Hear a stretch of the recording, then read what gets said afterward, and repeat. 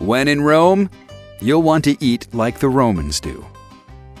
Travel to Naples, and you'll discover a noticeably different style, with a thicker rim and a texture floppy enough to fold. But you don't have to go to Naples to enjoy it. Giulietta Pizzeria in Rome makes everybody happy by offering both styles, prepared in 2 different pizza ovens by 2 different teams of cooks. It's a pizza smackdown you won't want to miss. Pizza is a complete meal. It represents Italy. It's healthy. I cannot think of any other dish that is so versatile. You have like a white pizza just with olive oil, so you taste the olive oil and the dough. But you can also have mozzarella and pomodoro, so you have like those flavors that are like direct and they talk to you. So I think that it's so versatile that I would eat pizza like every day.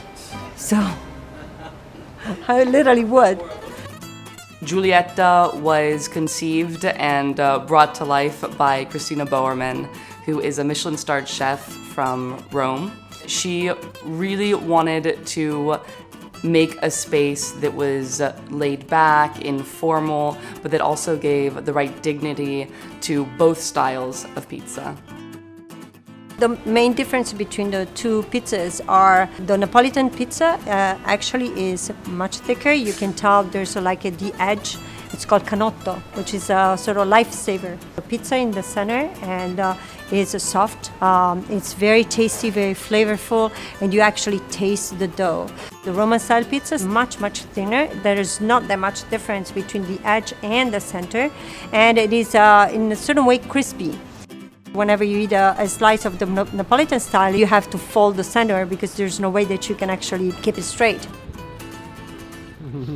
We wanted to bring pizza at a different level. So first of all, we have 2 different set of people who actually specialize into that. And we have, of course, different ingredients, flour, oil, temperature, everything is separated. Even the way that they put actually the wood into the oven is different because, of course, for the Roman style, you need basically the base of the oven much, much hotter. 500. Yeah, this is about 500. But I think that one of the reasons for which we feel that Giulietta can offer a different experience for pizza is that I always said I will never be able to make a dough like a pizzaiolo makes. And at the same time, I don't think that a pizzaiolo can treat the toppings and whatever goes on top of the pizza the way that a cook does. So the pizzaiolo makes the pizza and whatever goes on top is taken care of by the cook. I got to know pizzaioli. And I found out they feel very strongly about the pizza and they're very proud of what they do. Therefore, it's really difficult to make them understand that maybe there's a little way to improve things. So that is probably one of the problems that I encountered.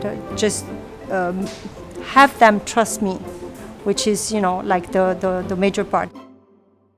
The advice that I would give anybody who want to start a pizzeria, first of all, you got to eat a lot of pizza. That I can guarantee you. I've eaten more pizza during these last 2 years than I've ever done in my entire life.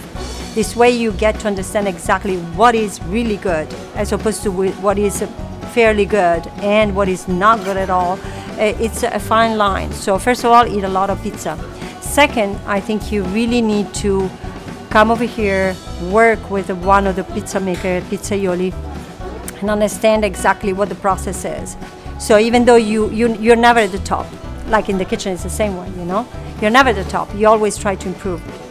Third, a lot of patience, because even though it's an almost perfect science, it's not really, it's almost perfect science. And I think it's good that way, because otherwise we would have a product that can be repeated, to the infinite, no matter where you are in the world. And I don't think that's appropriate or right. We want to keep the diversity here. If you say pizza, you think of Italy. You don't think about any other nation.